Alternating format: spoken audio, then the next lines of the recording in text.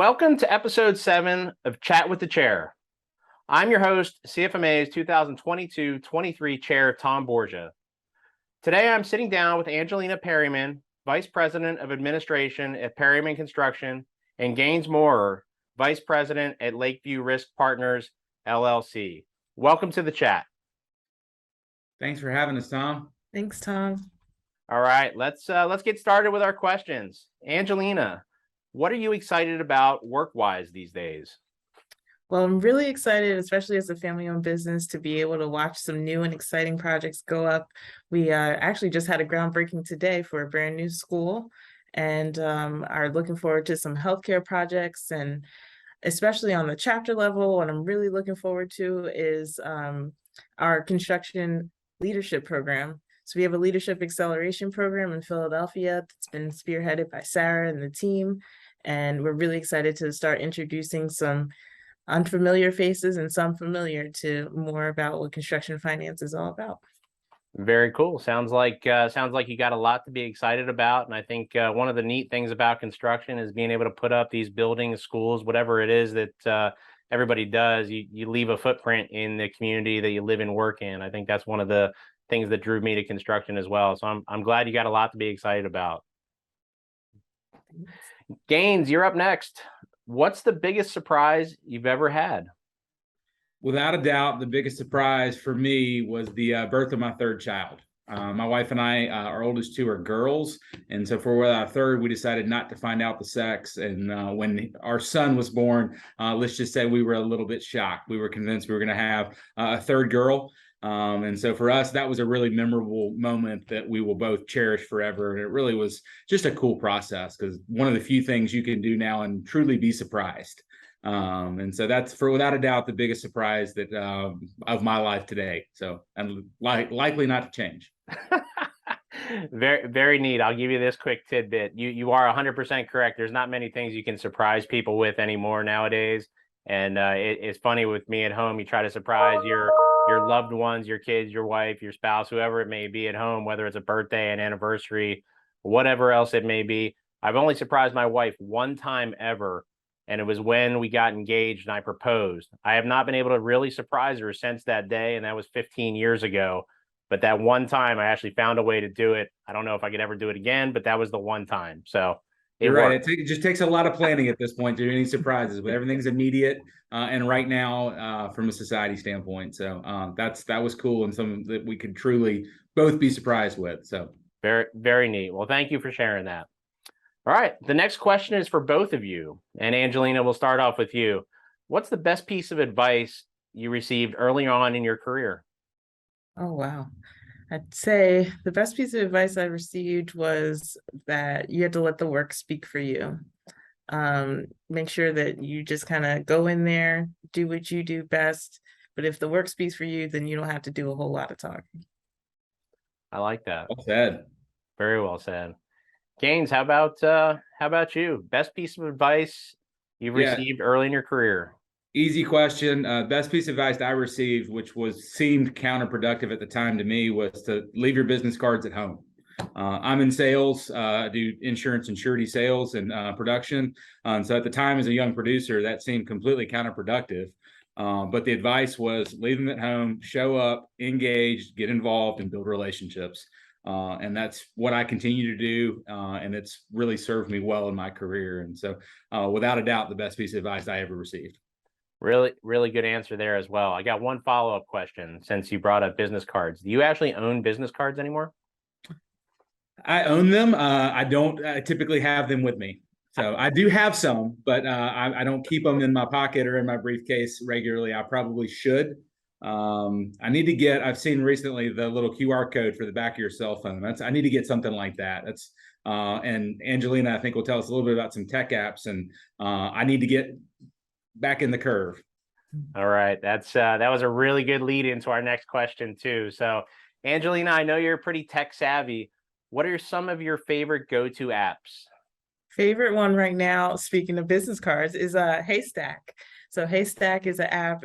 You don't have to actually physically carry your business card, but it has the look of it. So it shows your logo once you scan a card. You can write notes where you met someone. You can exchange the card right then and there. I love that, especially because I don't want to carry paper, and I'm trying to be a little more sustainable in my future. I like that. I remember when I first started in the industry, I had somebody tell me very early on, hey, make sure everybody you talk to, make sure you get their business card. Don't lose them. You never know when you're going to have to contact them. And I remember carrying these massive binders of just business cards, and they had the clear sleeves where you just slide the cards in. And we all carried binders around like, oh, this was before like smart tech phones and whatnot. And I carry these business cards around, or you'd have them in a rubber band or whatever. And I'm like, man, nobody uses business cards anymore. This is crazy. So, hey, yeah, Gaines has got his right there, never to be used again. Yeah, But the right. but it is pretty cool to see all the tech that's out there nowadays, and something as simple as that, like you would think for a business card to be able to keep up with contacts is pretty cool. So, thank you for sharing that as well. Definitely. All right, Gaines, next up. I know you have a few children, so I'm curious, what, if anything, have you learned from them? I mean, the first thing that comes to mind is just patience. I'm a very impatient person by nature. And I will say over the last 10 years of raising children, I've become a lot more patient and a lot easier to let things kind of roll off your back. It's going to be okay. Just move on to the next thing. And then I think I've become a much better listener too. That you have to listen to them and, understand their needs and, help lead them in the right direction, but allow them to make their own mistakes too. So. For sure. Really, really well said there. So, next up. So it's time for both of you to ask me anything. So, any question you've got in mind, I'm more than happy to answer it. Angelina, we'll start with you. Why don't you go first? Throw me anything you got. All right. So I always am fascinated by people's stories with mentors. So can you tell me a little bit about who is your favorite mentor and why? Okay. Really, really good question. I think for me, I don't know that I come back to one specific mentor. There's so many people that have had such a great impact on my life. I think I'd be selling somebody short if I said, hey, there was this one person that just absolutely did it all for me. If I was to say there was that one person, I would say it was my mother. Just an example of a strong working woman. My father passed when I was really young, and so it was my mom and my brother and I, and she taught us and instilled in us kind of hard work ethic and do what you say you're going to do, look people in the eye, shake hands, all of those things, which as a single mom is extremely hard to do. And I know that I didn't appreciate it as much back then, but now that I'm a lot more experienced, a lot more patient, and the light's gone on at some point in my head. She did such a phenomenal job of kind of being a mentor without even really telling me that she was mentoring me, right? So you could say part of that is parenting, of course. Part of it's probably some mentorship. So my mom's probably the number one answer, but I'd also share after that. So I had the opportunity to play baseball while I was in college, and we had a head coach there that taught us a lot of other things. And it may not have been parental things, but it was how to treat people the right way. It was how to work hard, how to focus on your studies, understand that you're going to fail more than you succeed. I think that's one of the greatest things about baseball, which is one of my favorite sports, is you fail more than you succeed, but it's really how do you respond to that failure and how do you grow from it, right? There's the one thing you can control the response from that action. And so that's something that I was able to pick up from school and from one of our baseball coaches. So through baseball, I had a great mentor. And then I actually talked about a little bit in my CFMA speech at the annual conference about two mentors that I had early on in my career when I worked with a very big CM that took me under their wing, knew that I had some talent and some skills, and really helped set me on the right path to allow me to kind of spread my wings and fly. And I owe a lot of where I am today to those two gentlemen as well. So there's been a lot of people throughout my life that have helped me out through mentorship and parenting. It's a mixed bag, but without all those people, I wouldn't be the person I am today. Wow, it's powerful. Well, thank you. Really, really good question too. We went deep on that one. So, Gaines, you're up next. What do you got? Well, we talked about my family life and the kids and everything. And I know you have children at home, and your travel has increased dramatically over the past 6 months as chair. How are you balancing the travel with being intentional for your kids, your wife, and making sure you make time for family, right? I mean, I know it's a challenge we all face, and always interested to get people's perspective on that and how you manage that. And then I guess a follow-up, anything fun you have planned with the family as one of those intentional things, either after or during your chairship. And so just curious about that. For sure. Really, really good question as well. I would tell you, the work-life balance is something that I think people talk about all the time. I'd be the first to admit that I'm not phenomenal at it. But I am I mean, I don't know, maybe like many of us black and white bean counter brain types, very regimented, very calendar conscious. So everything that I've got's in the calendar, you name it from, I mean, with the exception of maybe brushing my teeth twice a day and the simple stuff that hopefully I can remember, I make sure that it's in the calendar. And sometimes that's the simple stuff that might be as simple as, hey, this Friday, I'm sitting here right now. I want to bring my wife home flowers this weekend.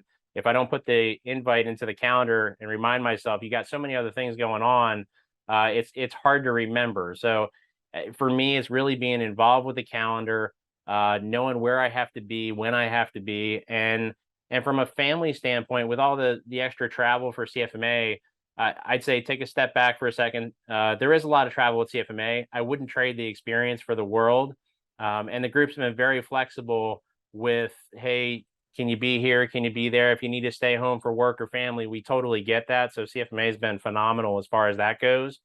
But what it's allowed me to do is be more intentional on the time that I spend with my family or my kids before I go on that 3-day trip to wherever, or when I come home.